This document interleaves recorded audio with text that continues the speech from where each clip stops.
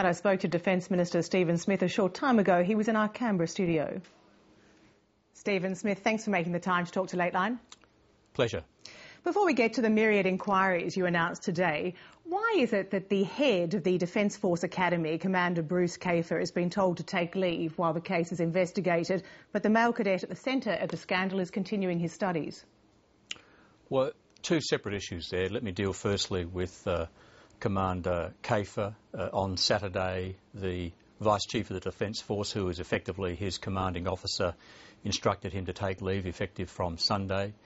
I think that was a sensible decision in Commander Kafer's best interest, in the best interests of the Australian Defence Force Academy, and also in the best interests of the Defence Force and Defence generally, because it now enables, with the inquiry that's been established, for a cold, calm, sensible assessment of that which has occurred. And did you have a hand in that decision? Did you encourage it?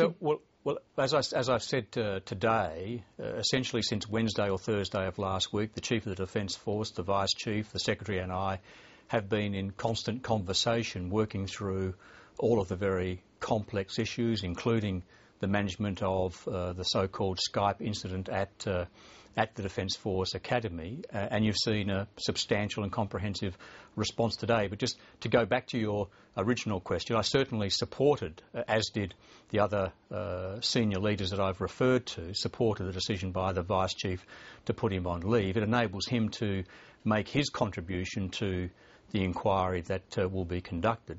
So far as the cadet is concerned, other people have got the luxury of assuming guilt or innocence. I don't. He's the subject of an Australian Federal Police inquiry, as are the other cadets who witnessed the consensual sex through the Skype mechanism.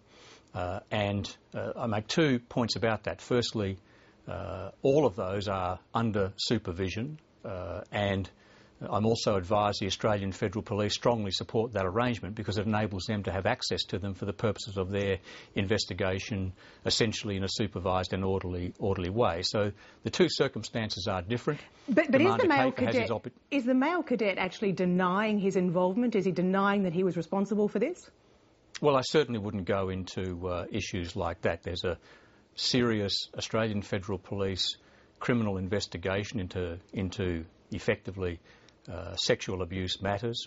I don't have the luxury of commenting on possible guilt or innocence. There's a process to go through. But I have made the point, and this is one of the reviews I have established today. I've asked the Inspector General of Defence, independent Inspector General, to look at the relationship between the application of military justice or discipline and criminal or civil investigation. So we have here two investigations, a defence investigation and a criminal investigation. So if no law has found to have been broken, that is not the end of the matter?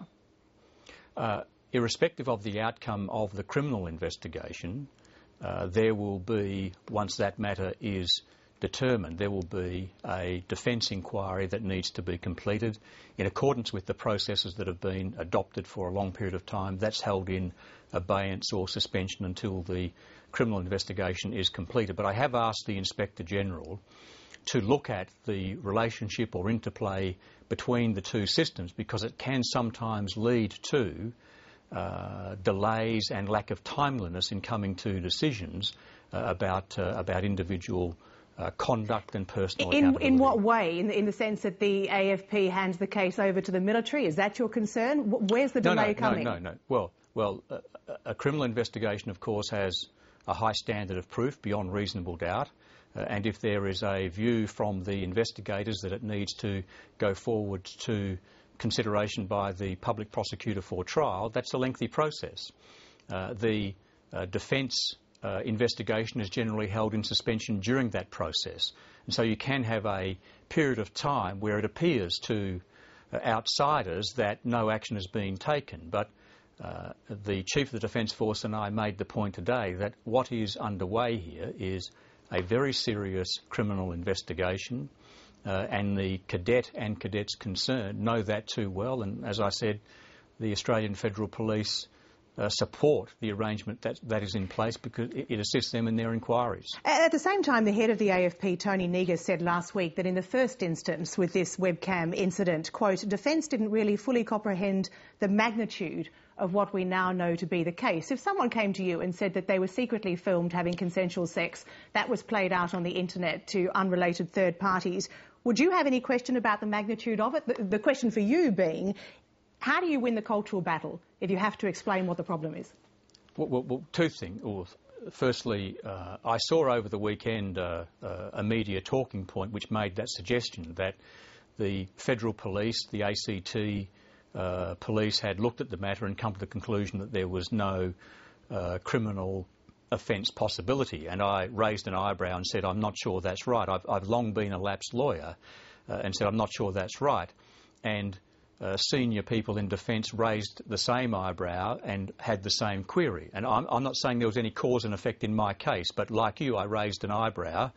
And in the event, when the Australian Federal Police came to look at the matter again, they came to the conclusion that it was worthy of consideration both for a possible breach under ACT law and also Commonwealth law, and the possibility that the publication of the consensual sex goes right to the heart of the giving of consent. So but should it even have taken a second look? Should it have even taken a second thought? Well, the inquiry the formal inquiry that the Chief of the Defence Force and the Vice Chief of the Defence Force have established under the Defence Inquiry Regulations, which will see Mr Kirkham QC investigate all of these matters, will no doubt go to that point as well. But dealing with the substantive outcome, it's a good thing that there is a serious AFP, Australian Federal Police criminal investigation, and we now need to let that take its course, just as we need to let Mr Kirkham QC's inquiry also take its course. Of course, just in February you released the findings of an inquiry into sexual misconduct by crew members on the HMAS Success back in 2009, and you pointed on that occasion to a program initiated by the Chief of Navy 2 years ago called New Generation Navy. Are you seeing any indication that that's actually making a difference? Well, I do think very strongly that whether it's the Chief of Navy or the other service chiefs and the Chief of the Defence Force himself, that they have made very strong efforts in these cultural and personal conduct areas, whether it's binge drinking, whether it's your personal conduct when you're wearing a uniform and representing the force and the country either onshore or offshore, more recently in terms of use of social media, and fundamentally the treatment of women and respect and regard and civility and dignity for your workmates, including and in particular women.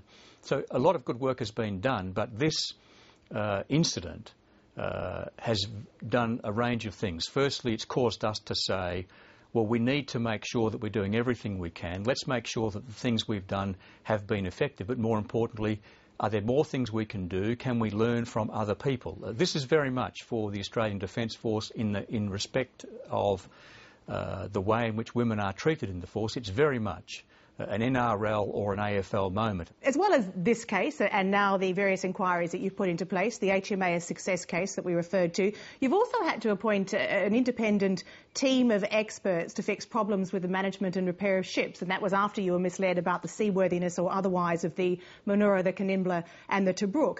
How accountable is Defence? Well, I think the so-called Skype incident does bring home this point, and I've made it last week, I made it again today, that the single biggest challenge we have in Defence is to improve, to make much better personal and institutional accountability.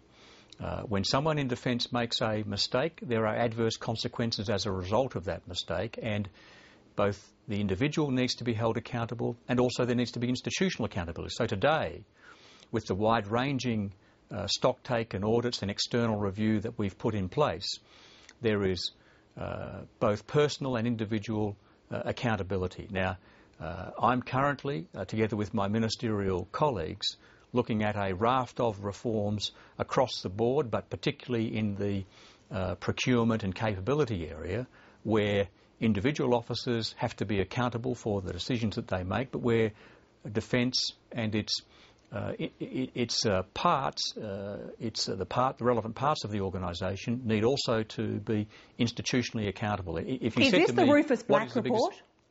The Rufus Black report does go to the heart of accountability, but it's not the only study or piece of work that I am utilising. We're also running the ruler over all of the improvements that we've made in the last 3 or 4 years with respect to procurement and capability generally, in particular the Mortimer report. Will this lead to changes of reporting lines within Defence? And when you talk about accountability, does it mean heads roll? I mean, we saw that situation with the Manura, the Kanimbla and the Tobruk, and no one seemed to pay the price.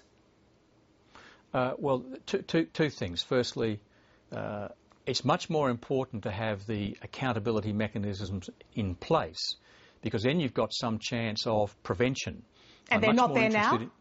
I don't believe they are there effectively. I'm much more interested in prevention than post-mortems. Now, in any organisation, people will make mistakes. People need to be held accountable for that. But you also need to judge the ramifications.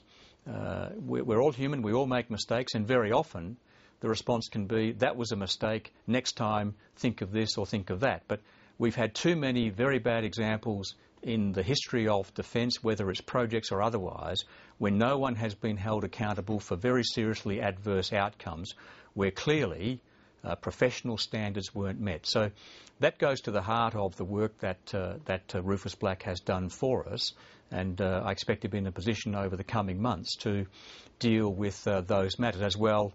I also asked Paul Rizzo to look at the accountability and other issues related to the failure of a workable plan so far as amphibious lift ships was concerned, and I'm expecting that his report will also be very helpful. And given all those outside inquiries and all those reports, I mean, Defence has seen off many a minister. There's been 3 in 3 years under Labor, there were 5 in 10 years under the Liberals.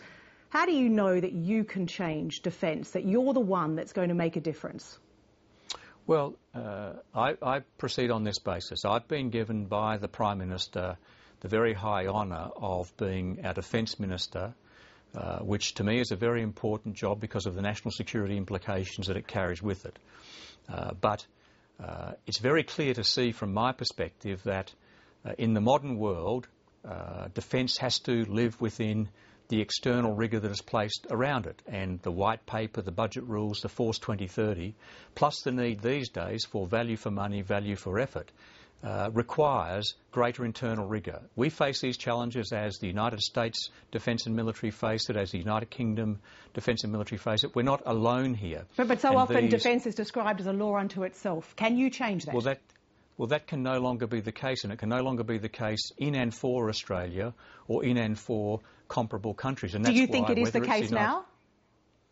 No, I don't think that is absolutely the case. I think in the past that we have made the mistake of allowing decisions to be made which have either been adverse financially or adverse from an accountability sense, and no one has been held responsible or accountable.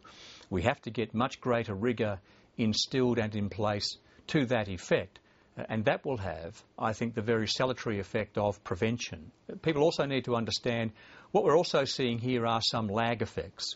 In the treatment of women, in sexual discrimination, the Chief of the Defence Force and his service chiefs, to their great credit, have instituted a range of reforms and made substantial progress. But it's quite clear we need to do more. Minister, many thanks for talking to Lateline tonight. Thank you. Thanks very much.